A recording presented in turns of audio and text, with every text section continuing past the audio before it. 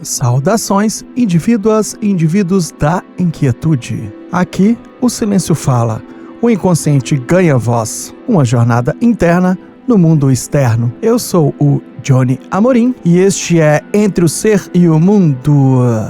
Você já reparou como o eu virou o produto mais disputado da nossa época? Não é mais a roupa, nem o carro, nem o celular. É a própria identidade que a gente edita, promove e vende. Vivemos em uma sociedade onde o espelho nunca se apaga. A tela acende, o like vibra e o olhar do outro se tornou uma metralhadora invisível, disparando aprovação ou rejeição em tempo real. Nesse jogo, até as nossas dores viram conteúdo. No episódio 23 e 24, eu mostrei que nós somos o conteúdo, mas vejam as nossas dores. Mostre resiliência, seja sua melhor versão, otimize-se. Afinal, até a tristeza precisa parecer produtiva. Mas o que acontece quando não existe mais bastidor? Quando até a solidão precisa de filtro? E mais ainda, como sobreviver a uma cultura que não permite falhar justamente por exigir perfeição? Como chegamos a esse ponto? Isto posto, agora vamos ao episódio de hoje.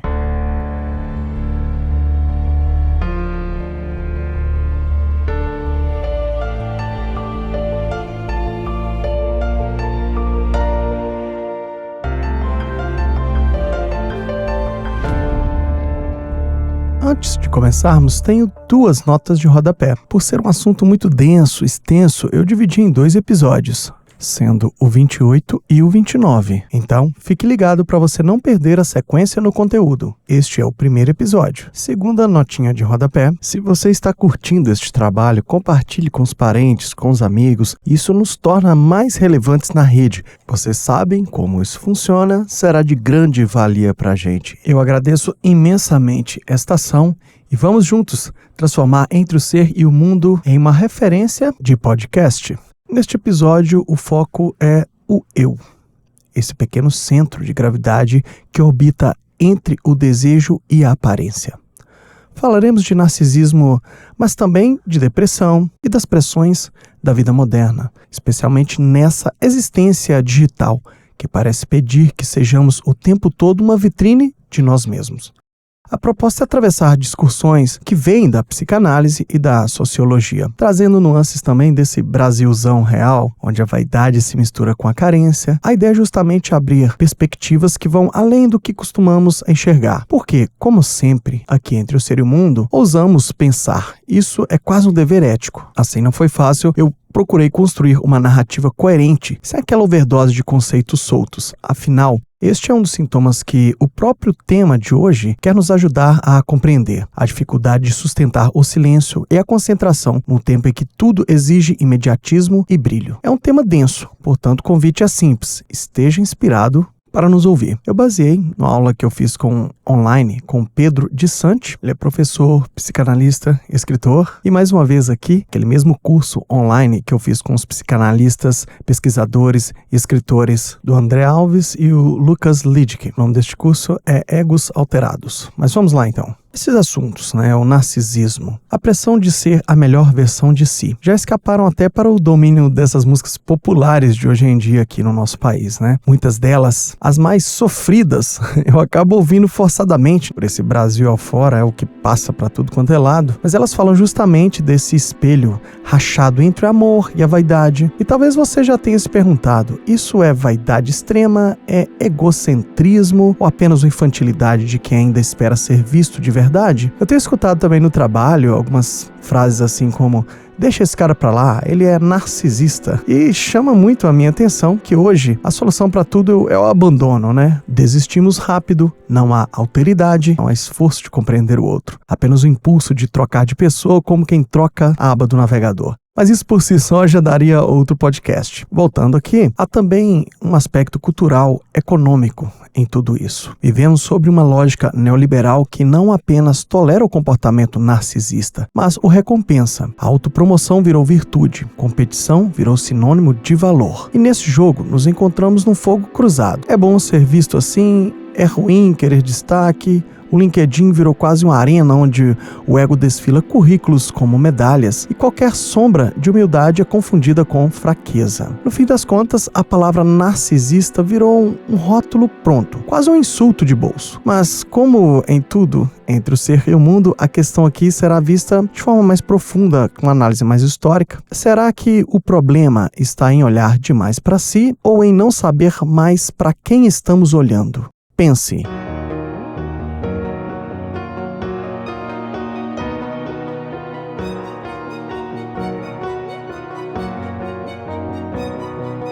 Perguntas lançadas, agora vamos tratando aqui então. Quando falamos lá como se fosse um xingamento, fulano é narcisista, logo pensamos, vaidoso, egoísta, infantil, que tira selfies demais. E essa leitura não está exatamente errada, mas ela está incompleta. O narcisismo, antes de virar meme ou diagnóstico de rede social, nasceu como um conceito psiquiátrico. Foi Freud quem o ampliou até se tornar o que conhecemos hoje. Freud toma o mito de Narciso, aquele jovem que se apaixona pela própria imagem refletida na água, e o transforma em algo mais profundo, uma maneira de falar da energia de investimento em nós mesmos, no nosso eu. Então, na leitura psicanalítica, o narcisismo não é sinônimo de arrogância ou autossuficiência. Pelo contrário, é uma etapa fundamental da formação psíquica. É o momento em que a criança se reconhece no espelho, percebe que aquele reflexo é ela e começa a formar o que chamamos de ego. Esse é o narcisismo primário, uma fase necessária, saudável até. Precisamos de um mínimo de amor próprio para sustentar a própria imagem diante do mundo. Sem isso, a identidade se fragmenta. Mas o narcisismo moderno, esse que se espalha nas redes sociais e nas relações líquidas, é de outra ordem. Ele não nasce da autoconfiança e sim de uma ânsia por corresponder ao desejo do outro. Não é mais eu sou, e sim o que eu preciso ser para que me amem. A exibição de beleza, inteligência, sucesso, dinheiro. Tudo isso pode parecer poder, mas denuncia dependência. Afinal, quem precisa se mostrar o tempo todo é justamente quem tem medo de não ser visto. A performance constante não revela segurança, mas falta. É o grito disfarçado de brilho. Isso mesmo. Mesmo os gestos mais íntimos, como fazer uma tatuagem só porque gostei, carregam no fundo um endereçamento ao outro. Um olhar imaginário, um julgamento silencioso, uma aprovação desejada. Como diria Lacan, o eu se constitui a partir do olhar do outro. Ou seja, mesmo quando acreditamos estar sendo absolutamente nós mesmos, ainda estamos falando com alguém que não está ali.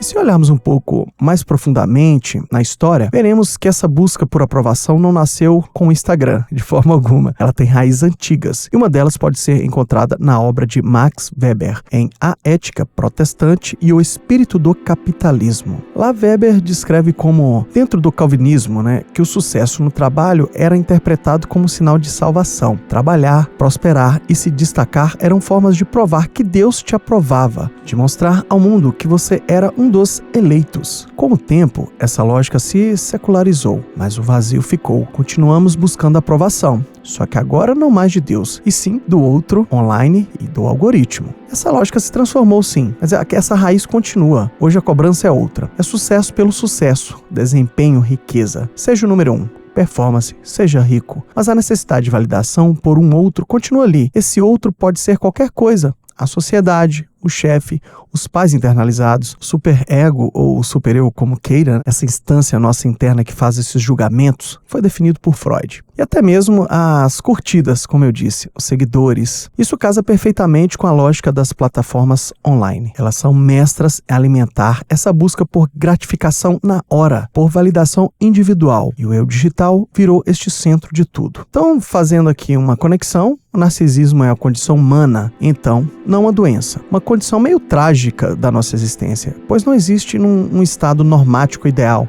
equilibrado, livre desses conflitos, dessa busca do olhar alheio. Estamos todos nesse barco. Tem a parte patológica, o transtorno de personalidade narcisista, que aí já é outra história, é a condição clínica, coisa da psiquiatria. Mas não é o foco principal aqui, e sim a cultura mesmo que estamos tratando. Então eu disse que é uma condição nossa, é uma condição da existência humana. Se precisamos então do eu, do ego, é só questão de fortalecer e pronto? Como aqueles discursos de autoajuda que vendem? Não é bem assim. A psicanálise alerta muito para essa armadilha de focar só no eu, como se a gente fosse só isso. Tem também o sujeito do inconsciente, aquela parte que os sujeitos não controlam, os desejos mais profundos, as falhas, as inconsistências. Ignorar isso para ter um ego inflado, autossuficiente, é perigoso, pois leva a um autocontentamento que não é real. Uma fantasia de que eu me basto, de ser onipotente.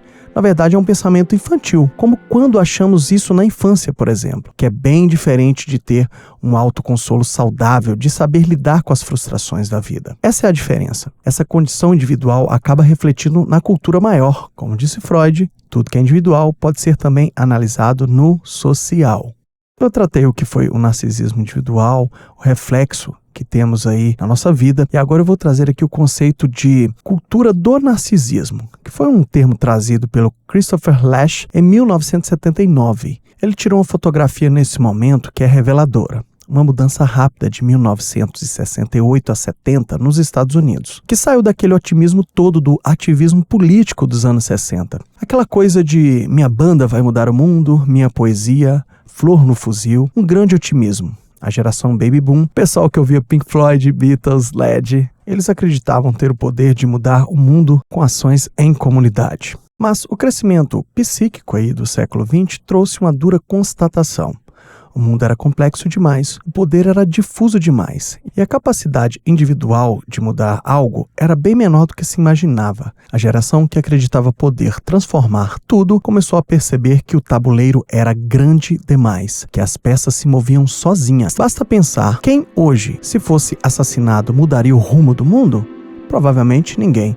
No passado, uma bala poderia alterar a história. Hoje a história já está programada. E é aí que entra a genialidade do Christopher Lasch. Ele percebeu que aquele recolhimento ao eu não era apenas vaidade, nem um simples egoísmo. Era uma defesa. Então essa desistência aí de ser, brincando aqui, a desistência de ser hippie não era apenas egoísmo. Era uma defesa, um fechamento narcísico protetor diante de um mundo que começava a parecer grande demais, perigoso demais, violento demais para ser compreendido, quanto mais transformado. Era um pessimismo coletivo, disfarçado de otimismo pessoal. Eu não posso mudar o mundo, mas eu posso mudar a mim mesmo. Então, essa frase virou aí um guia. E com isso, cada um começou a se proteger no seu próprio jeito, seu próprio reflexo. Se olharmos então para o Brasil da época, é um paralelo claro. Vivíamos o auge do otimismo nos anos 50, início de 60, JK, Bossa Nova, Copa de 58, um clima de agora vai. Então veio 1968, o AI-5. Aqui, a repressão lá fora, primavera de Praga esmagadora pelos tanques soviéticos. O mundo fechou os olhos, o medo entrou pela porta. Foi o início de um longo desencanto coletivo. Desse desencanto nasceram símbolos muito visíveis, quase arquitetônicos, condomínios fechados, Alphaville surgindo em São Paulo nos anos 70, são metáforas perfeitas. A desistência da cidade.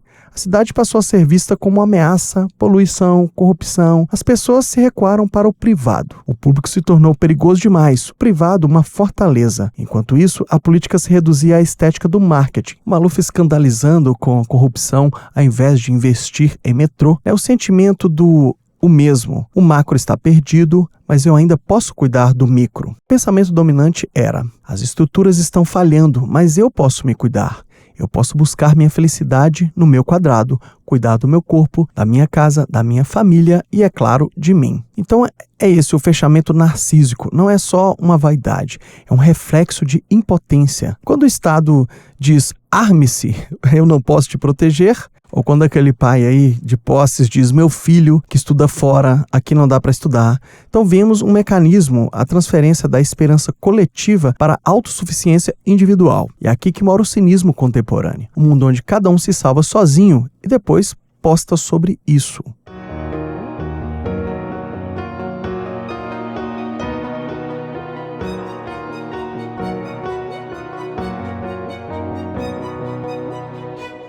Então, contextualizado aí o narcisismo social, muito bem colocado pelo Christopher Lasch, Esse contexto conversa diretamente então com agora. Vivemos uma época de confusão e impotências difusas. Aquela frase que circula como meme aí, se você não está confuso é porque está mal informado, faz mais sentido do que nunca. A complexidade é tanta que o sujeito se recolhe, não por preguiça, mas por exaustão. Cria um mundo interno, uma fantasia privatizada, onde tenta se proteger das demandas do real. Nesse mundo interno, há solidão, há sono, conforto imaginário. O indivíduo se separa dos outros, do padre, do terapeuta, da comunidade. A noção de tempo muda. O contemporâneo vive no instante. O futuro perdeu o apelo. O passado perdeu a utilidade. A palavra utopia virou piada e o que resta é a distopia, um colapso como entretenimento. A ideia de fim do mundo virou até um alívio. Se tudo acabasse e começasse do zero. É o que a gente mais vê aí na Netflix, vários filmes com a distopia. Então virou um entretenimento, literalmente. Passamos, como descreve Byung-Chul Han, de uma sociedade vitoriana do controle e limitação para uma sociedade do excesso e exaustão. Antes, as patologias dominantes eram as da repressão, histeria, neurose, culpa. Hoje são as do excesso, compulsões, adições, toxicomanias, psicopatias. O sujeito não se contém, ele age demais, consome demais, compartilha demais, sente demais. E há um motivo para isso. Nós admiramos os psicopatas aí, tanto sucesso em séries, podcasts que tratam o assunto, porque eles representam o que gostaríamos de ser. Calma. O psicopata é alguém que faz o que quer sem culpa. É o ideal do nosso tempo. Pensem bem, ele é o que goza sem limites. E a cultura, naturalmente, incentiva isso, a promessa de um prazer constante, um gozo sempre acessível. E vem à nossa mente o por que não? O meio em que vivemos nos convida à adição, à ação sem pausa, à dopamina em loop. As tecnologias são um novo entorpecente. Notificações, séries, stories, sons, estímulos sem trégua. Vivemos anestesiados por uma conectividade constante que ocupa o lugar do silêncio e da reflexão. E quando, finalmente, o sujeito se vê em férias, parado, sem demandas, ele se estranha. Eu quero mesmo essa vida? Essa vida é minha? Essa relação é real? É um vazio que sugere a necessidade de preencher tudo. A psicologia positiva, a autoajuda quântica, o não pense, vibre alto, cocrie, tudo para tapar o buraco que a nossa existência atual deixa. Mas, paradoxalmente, é nesse instante de pausa, neste intervalo do ruído, que o sujeito se vê em terceira pessoa e descobre que talvez ele não queira mais ser o personagem que ele mesmo criou.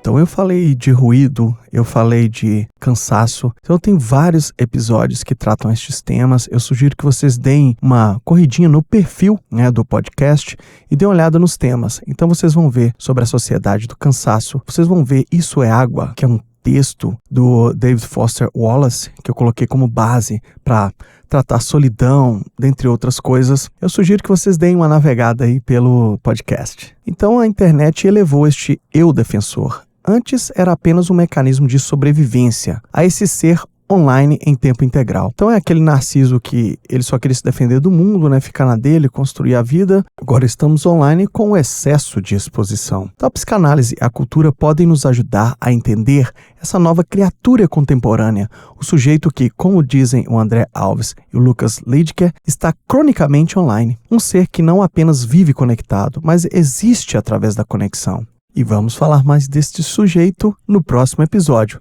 Vou fazer um pequeno resumo aqui deste episódio do que tratamos para a fixação. Tratamos os conceitos do narcisismo, aquele conceito do narcisismo primário e também agora do conceito moderno. Eu trouxe aquela fotografia do Christopher Lasch que nos mostrou esse recolhimento narcísico quando a gente viu que as estruturas estavam falhando, mas que a gente poderia cuidar de nós mesmos e do nosso quadrado. Que conversa com o mundo de hoje que está muito confuso e cheio de impotências aí difusas.